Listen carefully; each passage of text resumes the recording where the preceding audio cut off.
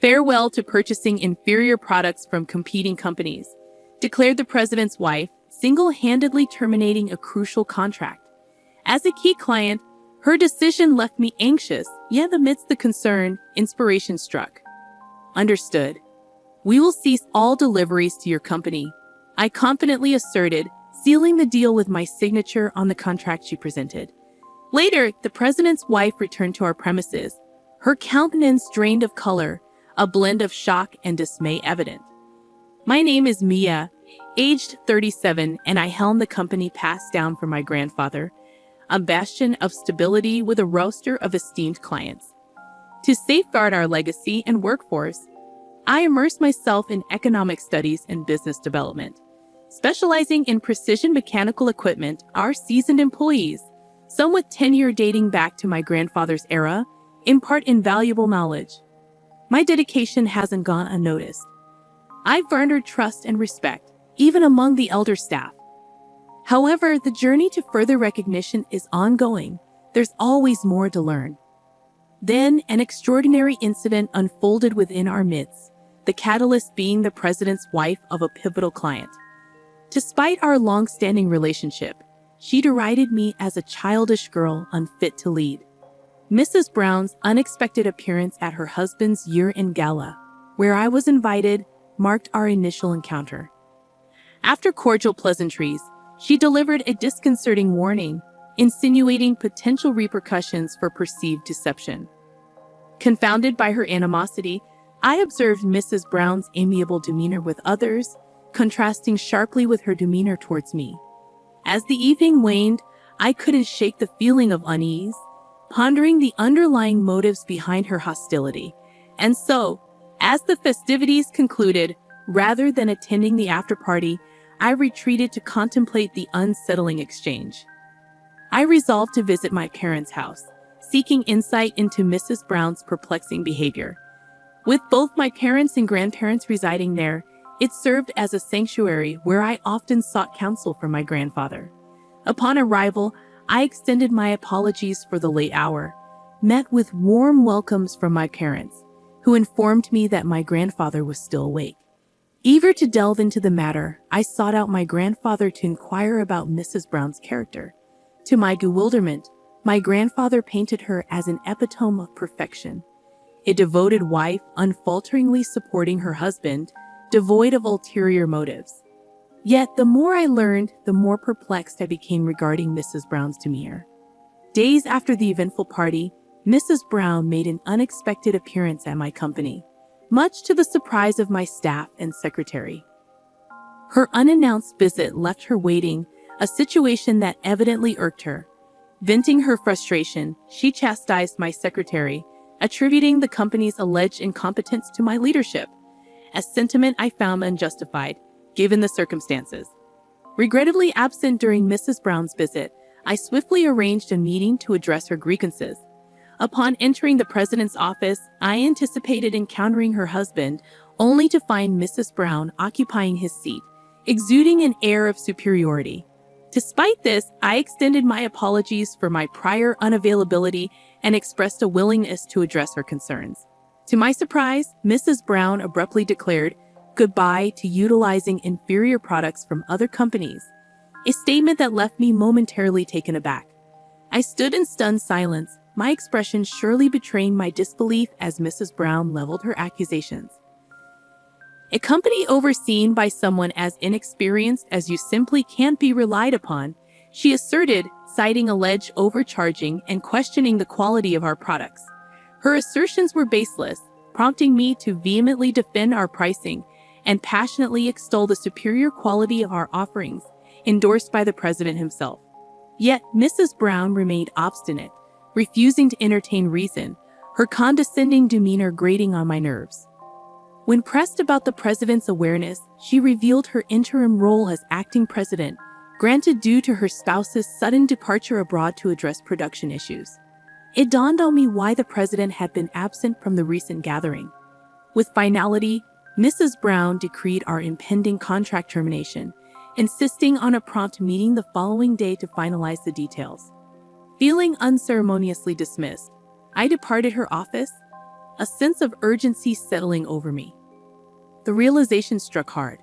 Losing Mrs. Brown's company as a client posed a significant threat to our financial stability. Without their patronage, meeting payroll could become precarious. A palpable sense of crisis engulfed me as I contemplated the impending challenge of securing our company's future. Frantically, I racked my brain for strategies to salvage the Imperial contract.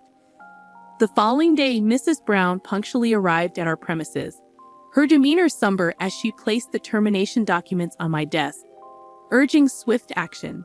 Refusing to sign without consulting the president, I pleaded for time, only to be met with dismissive remarks about our operations' scale in comparison to their corporate stature. Infuriated by Mrs. Brown's arrogant stance and the abrupt termination, I felt betrayed by the lack of remorse for severing our long-standing ties. Resolute in my decision, I enacted the contingency plan I had devised. In a moment of clarity, I confronted Mrs. Brown, her laughter at my inquiry met with a steely resolve from my end. With a swift stroke, I affirmed our withdrawal from future dealings, momentarily catching her off guard before she regained her composure, seemingly satisfied with the outcome. As Mrs. Brown departed, her self-satisfied demeanor evident, my secretary and I exchanged polite bows, concealing inner smiles. Reflecting on the situation, I couldn't help but feel a twinge of amusement, contemplating her oversight and hastily concluding the agreement. Following her departure, I extended gratitude to Mrs. Brown's husband via email, expressing appreciation for past collaborations. Moments later, a call disrupted the quiet of our office, signaling the beginning of a new chapter. I found myself caught off guard by the unexpected call, but quickly regained composure upon reading the president's email. Agreeing to his request for a meeting, I awaited his arrival alongside Mrs. Brown, her demeanor displaying clear discontent. Formalities exchanged, the president wasted no time in getting to the heart of the matter. Seated comfortably, I narrated the sequence of events leading to the contract termination, Mrs. Brown's abrupt decision, and my subsequent response. As I recounted my frustrations, the president's complexion paled, immediately offering a sincere apology. Mrs. Brown, visibly surprised by his reaction, attempted to intervene with a sharp rebuke, but the president's resolve remained firm. Against Mrs. Brown's objections, the president insisted on extending an apology, acknowledging the gravity of the situation. With a mixture of reluctance and disbelief, she reluctantly complied, her displeasure palpable.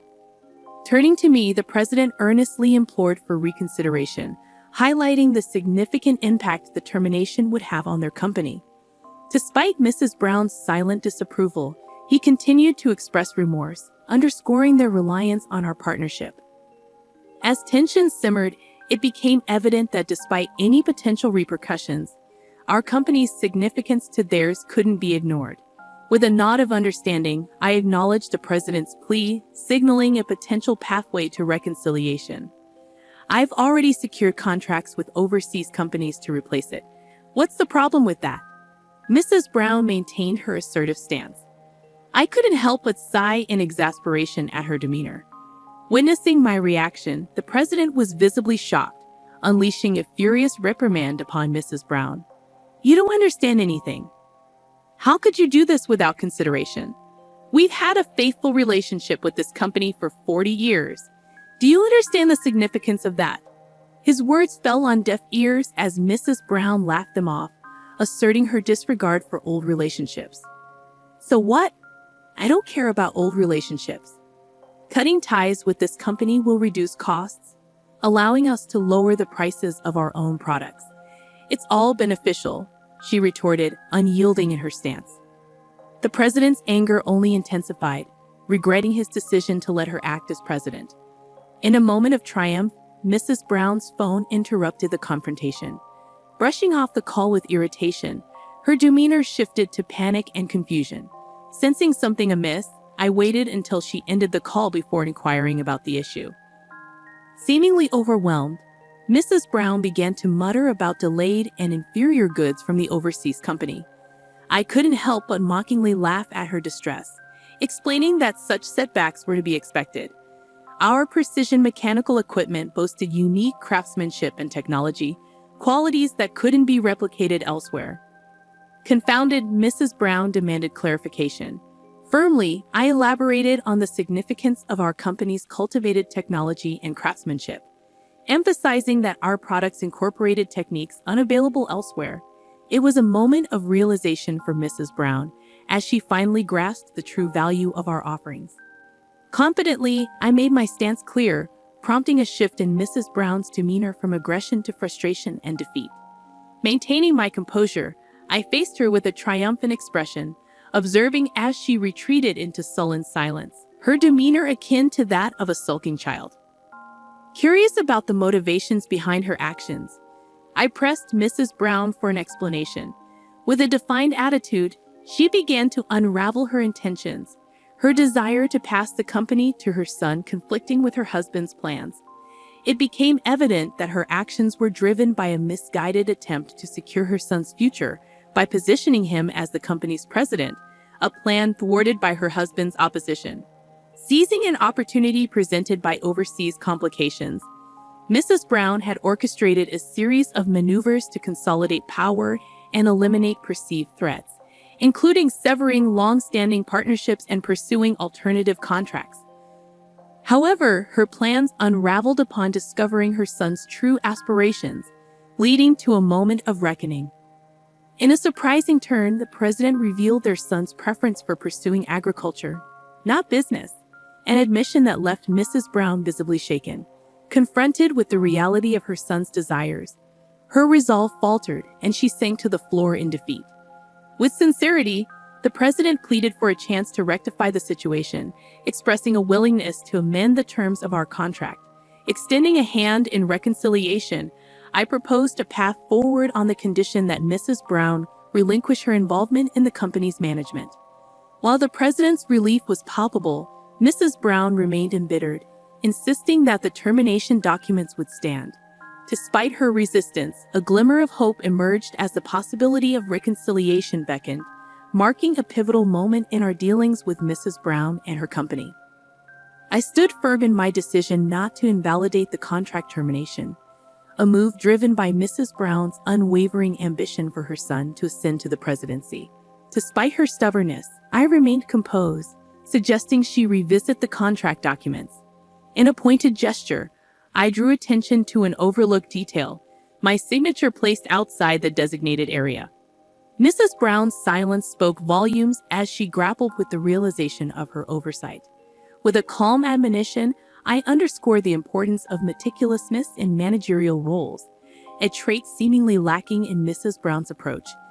As the president eagerly examined the document, gratitude overflowed from him, contrasting sharply with Mrs. Brown's remorseful demeanor. Relieved to have preserved a crucial contract, I earned praise from my grandfather for safeguarding our employees' future. However, Mrs. Brown's duplicity extended beyond our dealings, prompting widespread apologies from the president to affected companies. I lent my assistance in clarifying the situation, fostering cooperation among those wronged by Mrs. Brown's actions. Consequently, Mrs. Brown faced repercussions, ousted from the management team and embroiled in divorce proceedings with the president. Despite her resistance, his resolve remained unyielding, driven by a sense of betrayal. Meanwhile, her son found liberation from his mother's pressures, pursuing his agricultural studies with newfound independence. For my company, the ordeal yielded unforeseen benefits, garnering favor with major corporations and attracting new contracts. Sales surged, surpassing even my grandfather's achievements, while employee morale soared. As I continued to lead and learn, the lessons gleaned from this experience reaffirmed my commitment to growth and integrity.